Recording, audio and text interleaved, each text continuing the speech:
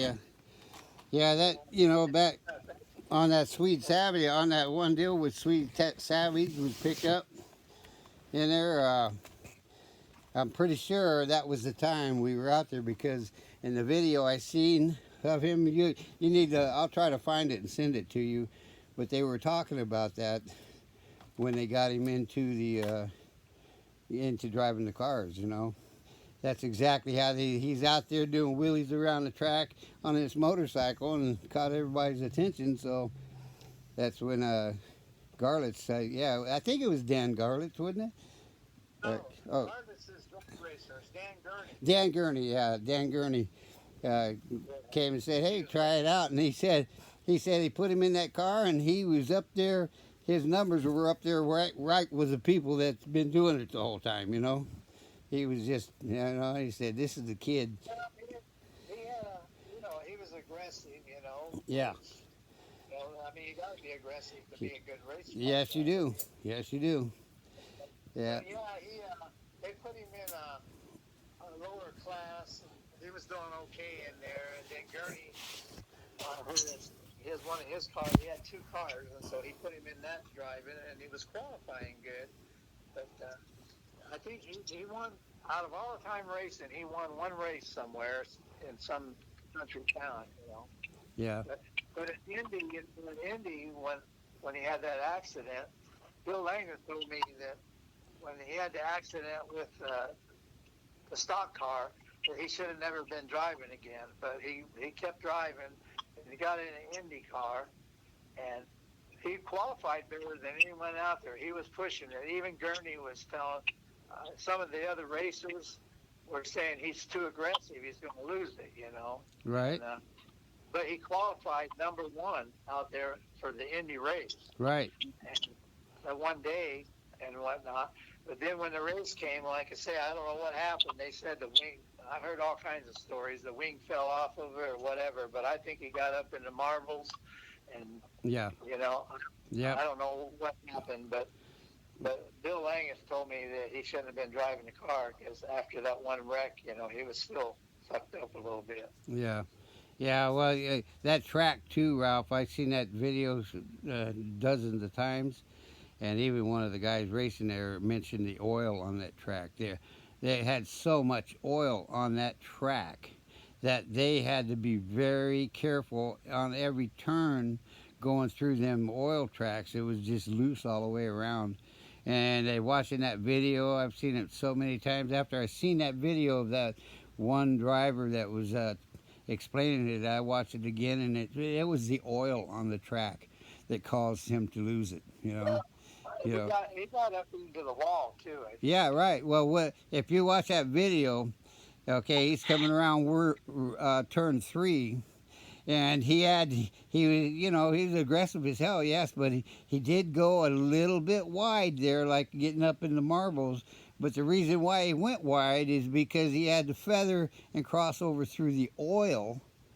Okay, Oh, and it just kind of affected the traction a little bit where he had to take it easy. That's why he drifted out wide, and it looks to me like as soon as that oil was burnt off the tires up there out of the oil slick, he hooked up immediately and just shot him to the infield into that damn cable and exploded. That's exactly what yeah. it looks like to me, and I'm almost positive it's the oil that caused it because that one driver was explaining how it was driving with this track. It was just really iffy. You couldn't depend on any of your traction with that oil on there.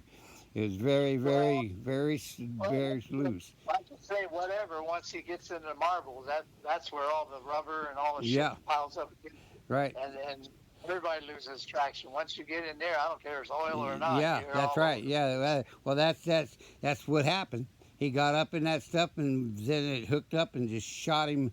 He hooked up and just shot him right on into the infield, man, into that K rail. It was horrible, man. Yeah, But I remember that. I and remember when it all that's happened. Yeah, yeah. I know we. Like I say, we went all through junior high and high school together. yeah, yeah. I know. Well, I tell you, he was into motorcycles and I was in drag cars. Yeah, yeah, yeah. Dragging was my thing. But you remember Ivan the Terrible, Ivan Baldwin, right? Right, right. I do. Well, Ivan, he was a track champion down there at the Orange Show, Right. and anyway, when we had our go karts, he would always tell me I should be a circle tracker. I said, dude, I don't mind driving this shit, but I'm all about horsepower. Right. And so anyway, we were racing out there before they built all the houses on 6th Street. Yeah. The fields out there, we had a dirt track around there, and we were racing around there, and I would be kicking his ass. And I says, yeah, you don't want me racing on no NASCAR track. Yeah. Yeah. When I was young, when I was junking out all the cars in the backyard and selling them Right. at the junkyard, they had a 52 Oldsmobile, a two-door coupe. Mm-hmm. You know what a two-door Chevy coupe looks like. Yeah. Right. Anyway, guy at the junkyard, and I said, "What's wrong with that thing, man? It looks nice." And he says, "Well, blown up motor." And I says, "Oh." I said, "What do you want for it?" He said, "What do you want?" I said, "I want a car." He said, "Well, you've been bringing these old cars in there, and I'm giving you $25 or whatever for them. He said, if you start taking them apart, bring in the fenders and hoods and stuff by themselves, you'll make a lot more money." So I started doing that. I would take the cars apart, and then Pop would drive me down there with the truck parts. Well, I went there one day, and he goes, "That motor's yours for this amount." And I said, "What about the engine?" He said, "Well, I had a 57 J2 motor come through here, and I put it in there for you. It's ready to run." I bought it, and that was my car. And Ivan Baldwin, he liked that car so much. He had that. Remember my old Woody? Yeah, I do. Yep. Ivan had bought that, and I traded it for it. He wanted that Olds because of the engine and everything. And I'll take the Woody. That's how I ended up getting the Woody, was from Yeah, I Ivan. remember that. I remember that Woody. Yep. Yeah. That was a good trade up. Yeah.